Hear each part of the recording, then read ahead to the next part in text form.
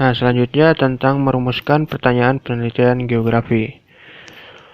Nah, merumuskan pertanyaan penelitian geografi itu sangat berkaitan dengan masalah-masalah geografi. Kenapa? Karena masalah geografi itu sangat sulit untuk dipecahkan karena ketidakseimbangan fenomena yang terjadi di permukaan bumi. Contohnya ada masalah-masalah misalkan kerusakan hutan, banjir, ada kenakalan remaja di kalangan masyarakat, kematian fauna dan flora yang langka, dan masalah-masalah yang lainnya.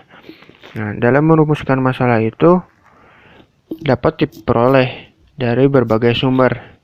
Antara lain bisa didapatkan melalui observasi atau pengamatan lapangan, bisa dari hasil studi pustaka dari berbagai referensi jurnal, dan bisa juga melalui rekomendasi dari hasil penelitian orang lain. Nah, merumuskan masalah geografi itu harus memuat minimal 3 pertanyaan pokok yang menjadi ciri khas dari geografi, yaitu mengenai apa sih yang terjadi, apa yang menjadi masalah. Nah, itu yang pertama. Yang kedua, mengenai di mana sih fenomena atau gejala itu terjadi, di mana masalah-masalah itu terjadi. Nah, itu yang kedua. Yang ketiga tentang bagaimana keterkaitan antara fenomena yang terjadi di dalam ruang wilayah itu. Nah, itu ada 3 pertanyaan pokok yang menjadi ciri khas dari geografi.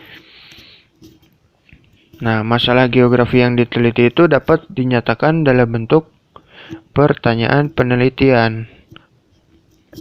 Nah, pertanyaan tersebut itu harus berlandaskan teori, konsep, dan prinsip yang berlaku dalam geografi, yaitu minimal harus mencerminkan keruangan dengan menyebutkan lokasi, penyebaran, dan asosiasi antar fenomena. Nah, jika pertanyaan masalah geografi tadi tidak mudah dijawab atau sulit dipecahkan, maka harus dilakukan penelitian. Nah, penelitian itu adalah serangkaian perbuatan atau tindakan yang dilakukan untuk mencari solusi dari permasalahan yang kita dapatkan. Nah, dari pertanyaan penelitian itu harus jelas sasarannya tentang apa, di mana, bagaimana, dan lain sebagainya. Harus jelas itu ya. Nah, penelitian ilmiah juga perlu memuat 2 tujuan penting. Yang pertama ada tujuan teoritis dan yang kedua tujuan praktis. Nah, tujuan teoritis itu diarahkan untuk memperoleh kesimpulan teoritis untuk pengembangan keilmuan. Nah, sedangkan tujuan praktis itu lebih diarahkan untuk penerapannya sebagai pemecahan masalah yang terjadi di kehidupan sehari-hari.